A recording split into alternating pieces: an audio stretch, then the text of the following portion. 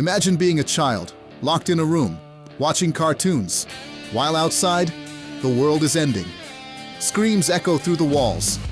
Blood, chaos, madness, and the worst part, the monsters outside. They can still think. This is not just a zombie story. This is the story of rage, survival, and what's left of humanity after 28 years. The story takes us back to 2002, the moment when everything collapsed. A virus, known as the rage virus, spreads across the world. But this isn't a normal infection. It doesn't just kill you, it turns your anger into something uncontrollable. You don't lose your mind. You lose control. You become violent, brutal, almost animal-like. Inside a locker room, a group of children watches a TV show, completely unaware of the horror outside. But suddenly, screams, loud, desperate, terrifying. One boy, Jamie, walks toward the door, calling for his mother, but before he can understand anything, the infected break in, chaos erupts. Children are attacked, blood everywhere, but Jamie hides. He survives. His mother, already infected, tells him to run. Go to the church, find your father. And with tears in his eyes, Jamie runs. Inside the church, his father, a priest, sits calmly. Jamie asks, "What is happening?" But instead of saving him, his father says something chilling. This is God's punishment, a cleansing for our sins. No hope, no escape, just surrender. Moments later, the infected break into the church. Even the priest is not spared. Humanity falls to its knees. And Jamie, he runs again, alone. 28 years pass, and the world is no longer the same. We arrive at a small island, surrounded completely by water, a safe haven. Because the infected can't reach it, people here survive together, fishing, scavenging, helping each other. This is where we meet our main characters.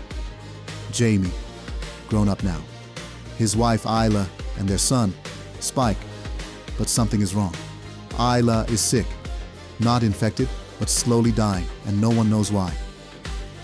Jamie decides it's time for Spike to become a survivor, to go to the mainland, to hunt, to face the world. Despite his mother's fear, Spike goes. Because in this world, you don't grow up by age, you grow up by surviving. When they reach the mainland, Spike sees it for the first time. A dead world, full of danger.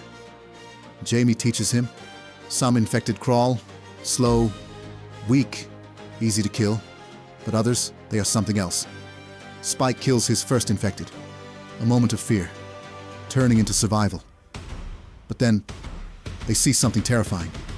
Animals, running, as if something worse is coming. They soon discover the truth. There are stronger infected, alphas. They run, they hunt, they think, they chase you, faster than you can escape. And suddenly, they are being hunted. What follows is pure chaos. Running, fighting, barely surviving. They hide in a house, spending the night in fear, knowing one mistake means death. They barely make it back home, alive, celebrated. But Spike sees something that breaks him. His father, with another woman. That moment changes everything. The trust, the love. It cracks. Spike learns about a man, a doctor, living alone on the mainland. Dr. Ian Kelson. So Spike makes a choice.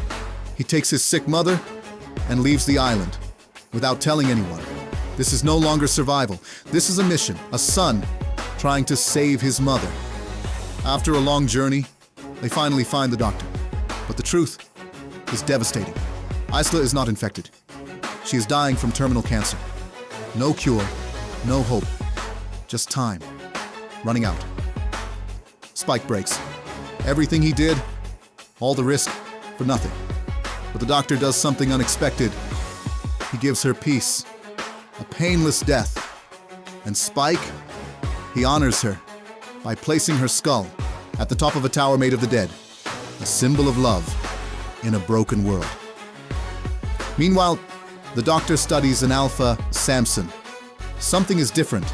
Samson is changing, healing, becoming human again. For the first time, there is hope. A cure. But hope comes at a cost. Spike encounters a group led by none other than Jamie, the boy from the beginning. But he's not the same. He's broken, twisted, a cult leader, believing he is chosen by Satan. They force Spike to fight, to prove himself, to survive, and he does. Barely. Everything collides. The cult, the Doctor, the Alpha. Spike, the Doctor pretends to be Satan, to control the cult, to stop them.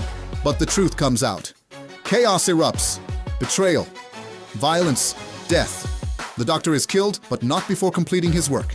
Samson, fully cured, fully aware. And for the first time, an infected speaks. Samson kills the cult leader. Justice, closure. Spike walks away. No home, no family, just survival. And then we see something shocking. Jim, the original survivor, alive. And just like that, the past and present collide. This is not just a zombie story. It's about loss, humanity, madness, and hope in the darkest world, because even after 28 years, even after everything, one question still remains. Can humanity be saved? Or is rage what defines us now? And this is only part 2. The final chapter is yet to come.